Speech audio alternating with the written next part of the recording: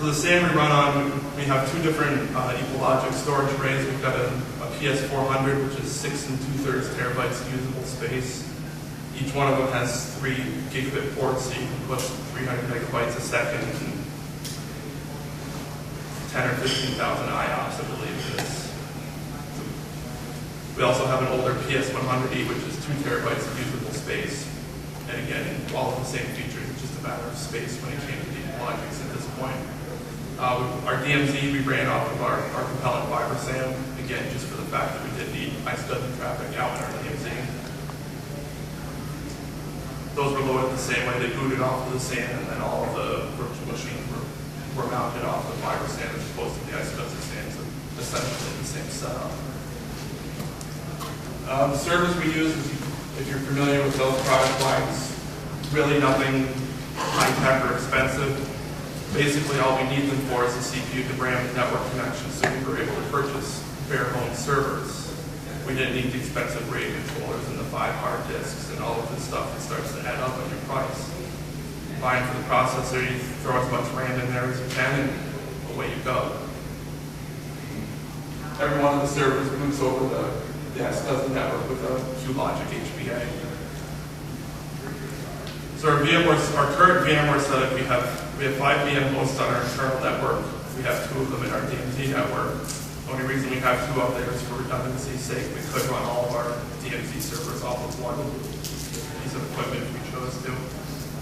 All of our VM hosts run CentOS Linux 5.0, which is essentially an identical clone to Red Hat's Enterprise Linux. Only it's free.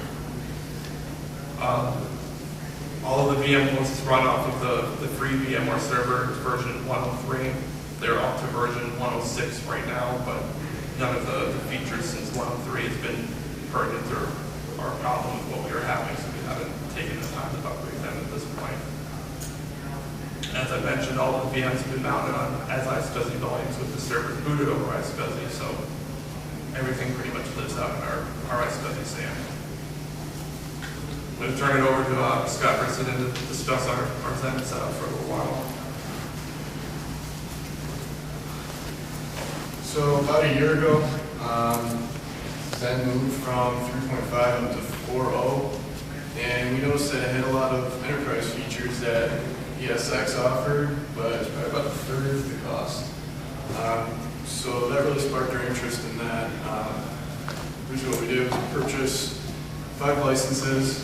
So right now we have 5 virtual machine hosts on our single network that runs Zen.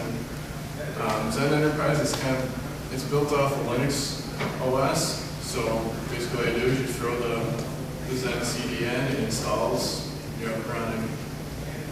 One of the differences between VMware and Zen that we have, each virtual machine does not run on its own ISCSI mount.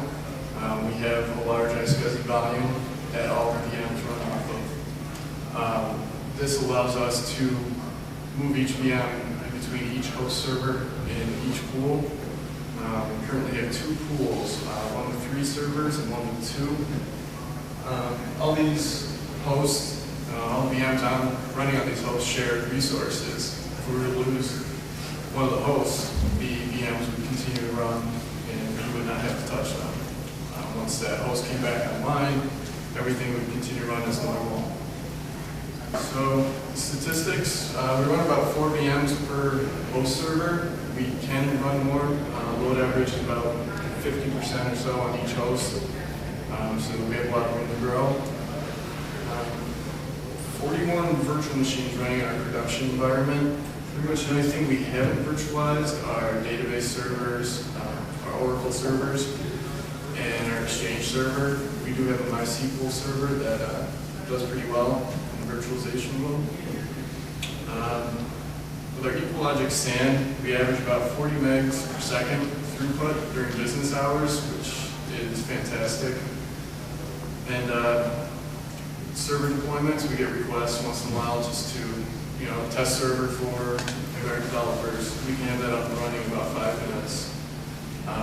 With our Zen implementation, a host server we can have up and running in 10-15 minutes.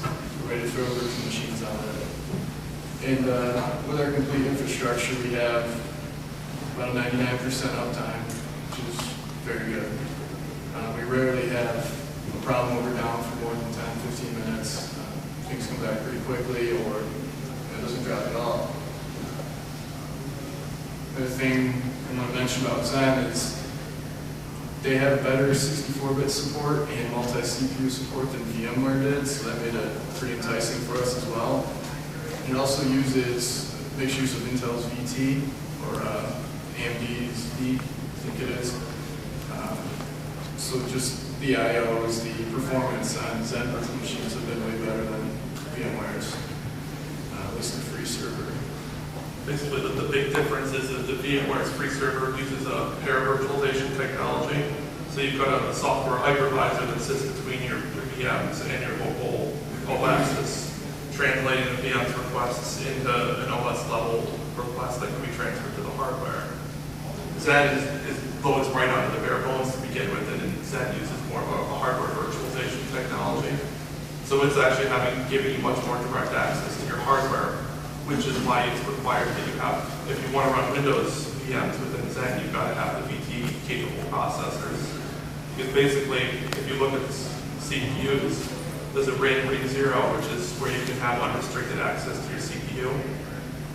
These VMs need that same access, so what the VT processor does is allows ring 1 to be able to run certain requests as if it was an unrestricted ring 0 access. So that's what Windows requires, so that that allows Zen to run the Windows VMs. Questions? Have you noticed any changes with Zen since Citrix bought it recently? The price went up. Yeah. I'm not surprised.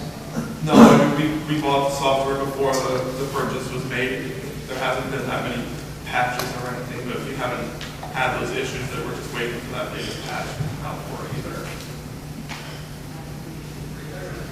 Apparently I'm not too good with numbers, but can you break down the, yeah, you said you guys had about 41 in production. Yes. How they're hosted, as far as how many are on what kind of host? It's obvious you didn't host them all on Zen, because you said you had 5. No, we've got probably about 50-50 right now. We're still in the process of moving over to Zen. Because there are ways to move those VMware files over to Zen, but they don't work particularly well in a Linux environment. If we can run it in Linux safely, we will. So it really means we've got to reload our OSs from VMware, move them over to Zen, and move the application. So you're in the process of converting from VMware to Zen? The VMware's free server over to Zen, yes. VMware does offer a Windows virtual machine converter for Zen, or Zen offers that. But they don't have one for Linux. And even with the Windows 1, you have to make changes once the VM's back up and running. You mentioned you haven't virtualized your database servers. Why not? We run an Oracle RAC cluster. Our backend file system, PolyServe, isn't going to support us living in a virtual world. And just by the nature of virtualization, I'd rather have something as important as my Oracle database server running on direct disk access as opposed to running through some sort of, whether it's software or hypervisor.